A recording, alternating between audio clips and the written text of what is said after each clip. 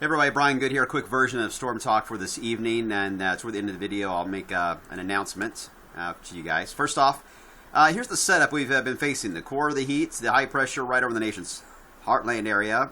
We've got a little bit of a trough in the northwest. The ridge goes into Canada, and then we've got somewhat of a troughiness here in the eastern part of the country. We're right on the edge of that core of heat as expected, and that's going to be the headline for the weekend. But eventually, this little dip that is trying to work its way into Canada is going to work its way into the Ohio Valley and at least suppress the heat somewhat. Nothing dramatic, though, is expected.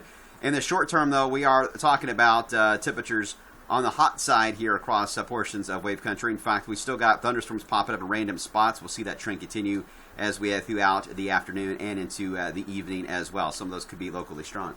It's okay. You come on in. Hello. Hello. Say hello, everybody. Hi. Sorry. Thank you so much. Appreciate that. I got my rundown for the 7 o'clock show. You just made it on the video blog. All right. Gotta have goals. All right. Here's the latest look at the heat advisory in effect for the area all the way through the Saturday evening time period. Could see this extended, by the way, into Sunday and Monday.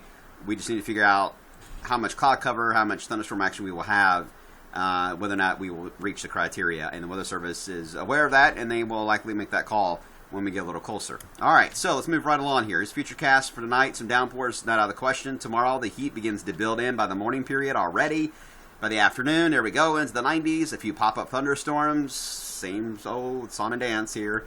And then as we head into Sunday, same deal. Back into the 90s. And a few thunderstorms cannot be rolled out as we into Sunday. Now, as we head into Monday and Tuesday, that front we're watching in Canada will eventually work its way in and should allow for more cloud cover, more of a focus of showers and thunderstorms, and should be able to knock our temperatures down just a smidge. Now, looking at longer term, the CPC, or the Climate Prediction Center, has issued their outlook for August.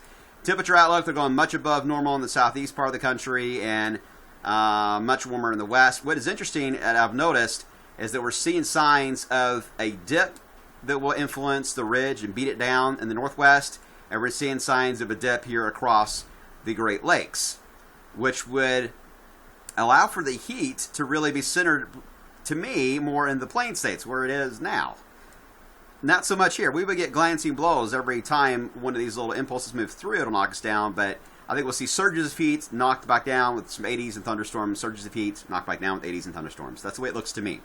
So they've drawn it as an average for the entire month across the nation's heartland as far as the Midwest and the Upper Plains, but I got a feeling it may end up being more toward the Great Lakes for the near average, or perhaps even slightly below that.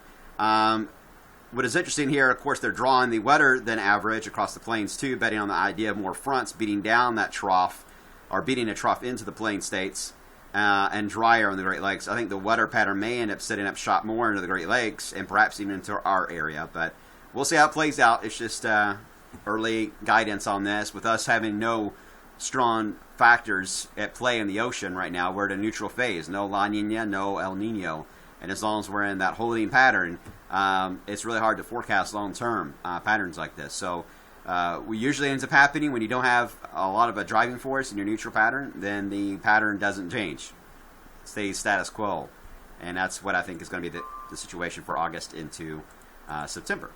All right, we'll see how it plays out. That's it for now, guys. My announcement here at the end. This is my last time you will see me in the evening period here on the evening shows. I can't go into detail yet about what my future is going to be here at Wave, but I will let you know as soon as I can. But you will not see me for a while, and I will let you know again soon, so stay tuned for more on that. I hope that's not too vague. I will be on tonight at 11, though.